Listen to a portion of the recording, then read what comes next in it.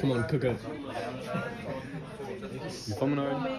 Okay. Det starter med, for at finde A, så starter det selvfølgelig med, at vi har 2 punkter. Når vi så har de 2 punkter, vil vi gerne omdanne dem til ligninger.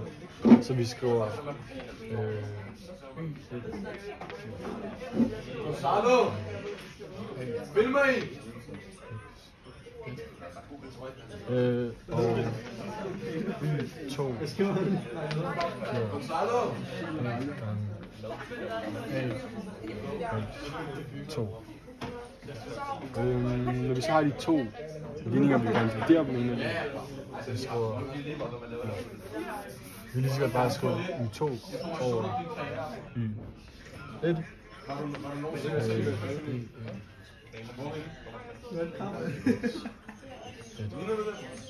Når vi så har bryggen her, så går B ud med hinanden, så vi kan skrive 2 over Y1.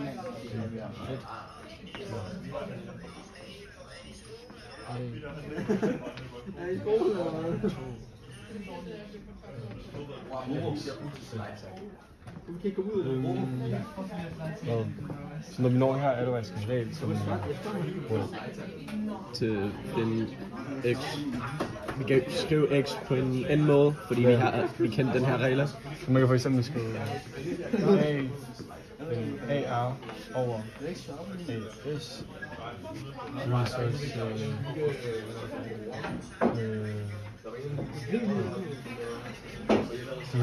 Så hvis vi bruger den her regel, kan vi få noget sammen med her. Så vi skriver 2 over Y.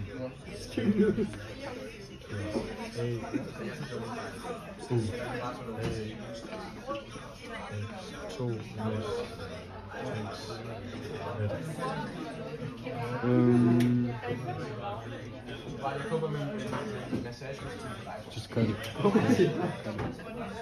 Cut it. Now we need to do the omvendt of that, which is finding the... Nå, nu vil jeg gerne finde omvendt af det her, så vi sætter en kvadratrod.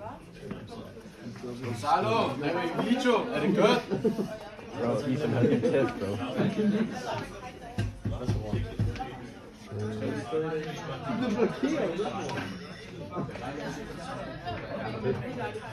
Ja.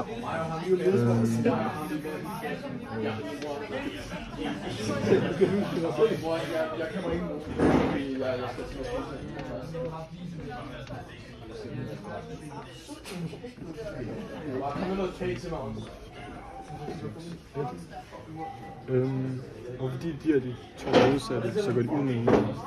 Så man kan lige bare sige A. Og så er A så for sig selv. Så Ja. så finder man A. Okay, keep recording. Og nu vil Gonzalo gerne vise, hvordan man finder B. Okay, til at finde B, vi skal først starte med en af vores funktioner.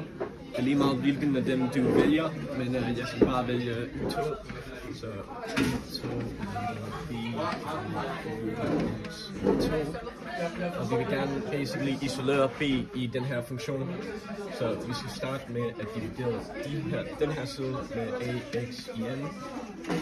Eller AX2. Og også den her side med AX2. Og nu kan vi bare slette den her, og vi har den her funktion. Så hvordan vi finder B. Til at finde den fordoblingskonstant nu, til at finde den fordoblingskonstant, vi skal basically have en punkt, den er A, som er lige her.